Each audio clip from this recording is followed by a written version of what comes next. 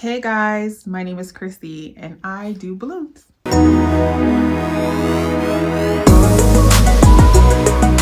Hey guys, welcome to my channel. My name is Chrissy and I am a mom of 3 and I love doing balloons. I have brought you a video today because I wanted to show you a couple things if you wanted to get started with doing your own balloons, whether it's going to be a hobby or you want to start a business. I want to show you a couple things that are key essential items that you should have that will get you started and will get you going. The first thing I'm going to show you today will be a balloon pump. I purchased this on Amazon. This is my go-to. It's been with me for over 5 years. There are many balloon pumps that are out there today, ranging in various prices. This will get you started. I believe this is under $20. It is in my Amazon storefront, so if you want to go there and check it out, you can too. But it is a basic, simple balloon pump. You have your 2 valves here. Your active valve, when you press down, the air will come out, and it will then get 2 balloons at one time. And I use this a lot because right here, these are for your smaller balloons that you can use, and it comes with 2 attachments that you put on here. Now, mine are broken. However, I never use this part of the balloon pump, but you can if you're just starting out. But I'm going to show you something else that I use that is the second essential that what you're going to need. A hand pump. Now, what I do with this is I blow up a lot of my Mylar balloons, and I blow up a lot of my smaller 5-inch balloons. And you simply put the balloon on and you just pump it. This is very simple, very small, so cute. This is another necessity I would think you would need to get when you're first starting out. They will make your smaller balloons. So when you're making your bouquet or your organic balloon arrangement, like something similar to what I have behind me, you'll be able to make and curate small details such as more decorative styles on it. You'll be able to build out like smaller clusters of balloons that are, it will make your design stand out. It would make it more unique, but this will give you the ability to do that without overinflating, and you'll be able to control how much you're putting in. Okay, so one of the items that I use, and mind you, this is a beginner friendly video for just getting started, but a lot of people have their own methods and ways of how they like to put their balloons together. But my third item would be fishing line string. This one is 0.23 in diameters. This is a 30-pound line, so I'll show you up front. You can get this on Amazon. You can get it at your local Walmart, anywhere, maybe even Cabela's where you can find, fishing supplies. But this is the string that I use. I like using this instead of using the standard ribbon because sometimes the ribbon will show while you're making your balloon garlands. This is clear and it's thin. So when you're making your balloon garlands and you're putting your clusters together and you're tying them with this, you just tie it around and you continue to make your continue to build your garland. You're gonna basically just keep wrapping this around it. You wrap it around and it'll continue to grow. I'll do another video where I show you how I actually slowly put together my actual balloon garlands, but I wanted to show you at least what I use standard to get that. Another thing that you're gonna want to get started are something called 260 balloons. Now, a lot of these you will see, a lot of people who do like balloon animals use these. It's very stretchable. A lot of people, instead of using the fishing line that I like to use, a lot of people do like to use 260 balloons.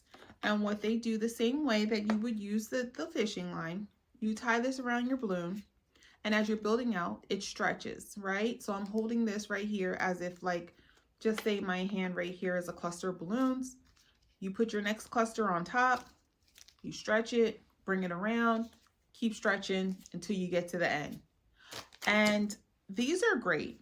Not only do I like these, if I say I run out of my fishing line, I do like to use these to build my garland, but I also use these a lot to attach my garland onto whatever my garland is on. Like if it's a pole, whether it's any structure that I'm using to build and cultivate my balloons on, I will use these to assist it and to build it on. You can also use these if you need to attach your garland to a wall.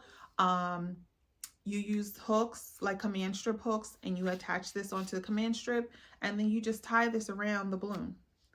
So you tie this around the command strip, tie this around the balloon, and that your balloon would be in here, and it would hook on to the wall that way. So I have a huge bag that I bought off of Amazon. You can get these at any balloon manufacturer store, you know, a party store if you have that locally. But these are great to have as your essential kit to get started.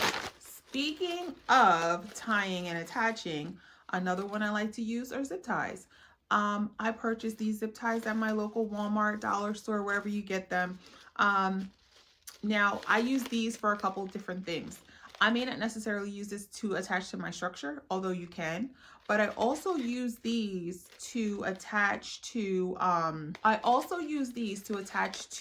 a wall that I have that's basically like the faux grass wall. So I have little squares inside of that faux wall. And that's why I have them in green, because I can attach my balloon structure and you won't be able to see it, you know, it'll camouflage. Self-explanatory. You're going to need scissors. You're going to need to be able to cut your string. You're going to be able to cut your fishing line, cut your string, or whatever you're using.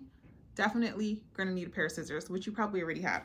Another thing you're going to need is sticky glue stickers.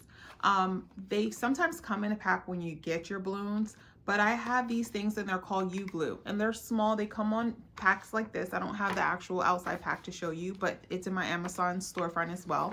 But they're called U-glue. And basically you can use these if you have any random erroneous spaces within your design and you want to cover it with a balloon. You just put one of these on the balloon and you attach it onto another one. Great hold, and it's going to come in handy when you have like those open spaces that you couldn't account for when you were doing your balloons and your quads and things like that. And last but not least, one thing you will need are balloons. So you have many different balloons to choose from. You have various different names of brands.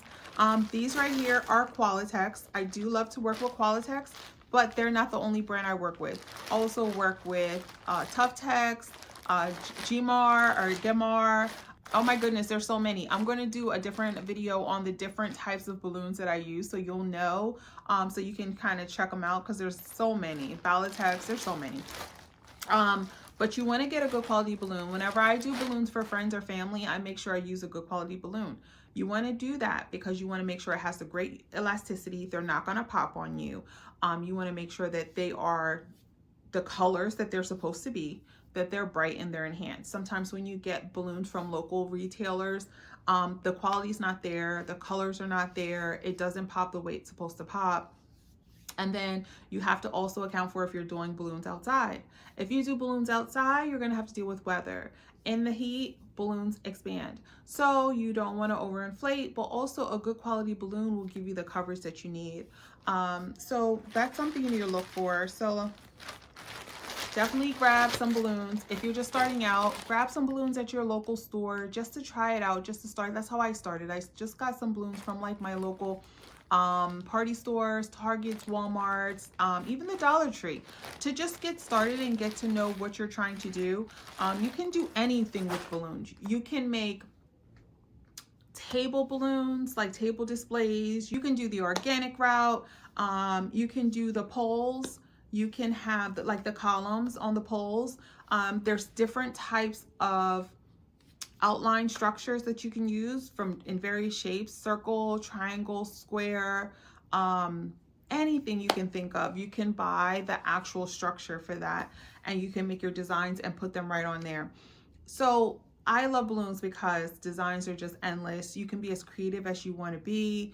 I mean, if you're not afraid of balloons popping on you every once in a while, I think this would be great for you to get into and just start your own.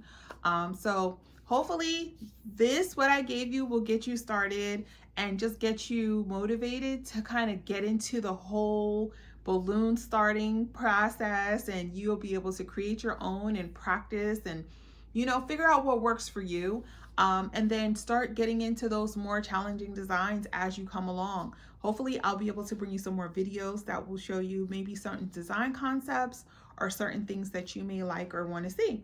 So if you could, and if you made it to the end of this video, I would love it if you would subscribe, like it, share it, and also comment below. If you can, comment a white heart for me. That way I know you made it to the end of this video and you found the information insightful and something useful. Hopefully we'll be able to have a long-lasting friendship here. I'll talk to you later.